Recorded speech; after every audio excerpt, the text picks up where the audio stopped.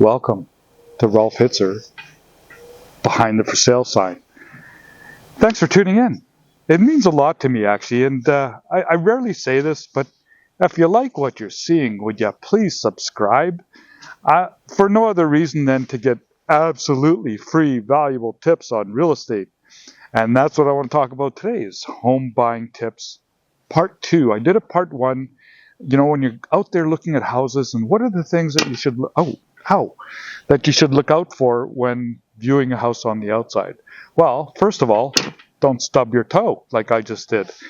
But downspouts, that is an important component of a home. Make sure that the downspout is going at least 4 feet from the house.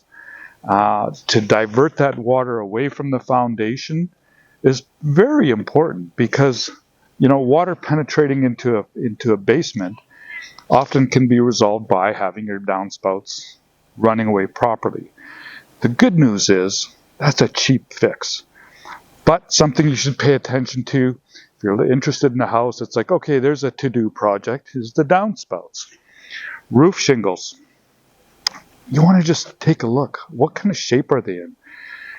Are they newer, midlife? And it's hard to sometimes determine that. But one thing is for sure, you can tell if they're in need of replacement. So just take a moment to look at that, because is this going to be an added expense? I can actually relate a true story. I showed a beautiful home, and I was so taken aback by the curb appeal of the outside of the house. I personally didn't pay attention to the condition of the roof shingles. And so when we came back a second time to do a home inspection, we all noticed, because the curb appeal distracted our attention to the rest of the house. Roof shingles were in pretty bad shape. And in that scenario, it was a deal breaker. The people just said, you know, we're at the maximum of our purchase price. We can't afford to do the roof on top of that. So pay attention to those things. And just like this story, if you're at the top end of your budget and the roof shingles need replacement, you may want to keep looking. So what is just the overall exterior condition of the house? Is it going to be needing paint? Is it, is it in poor repair? Just take a moment to look outside and see the exterior of the home. What kind of shape is the stucco in? One of the things that I always look for is there's some major cracking in the stucco, which is a clue. As we say in my line of work, that's a clue.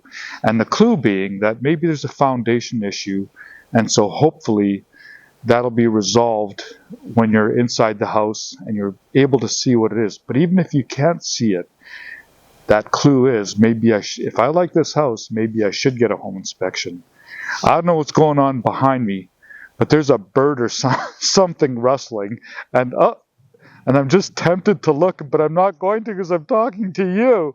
Anyways, parging. What kind of shape is the parging in? And you might be asking yourself, what's a parging?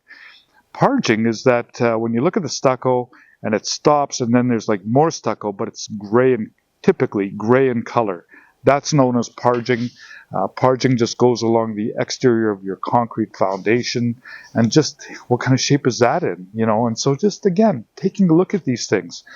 And of course, all of these things will give you a clue as to what's going on with possibly the foundation for that house. So when you're buying a house, these are some of my tips. I think there's 5 of them that you should be looking at on top of the other home buying tips that I had a session or a video episode on. And so, yeah, things to look out for when buying a house. It could save you thousands of dollars. And that's, of course, why I'm talking to you today, is just to give you some of these nuggets of wisdom. Anyways, thanks for tuning in to Rolf Hitzer, behind the for sale sign. Have sign. I'll travel.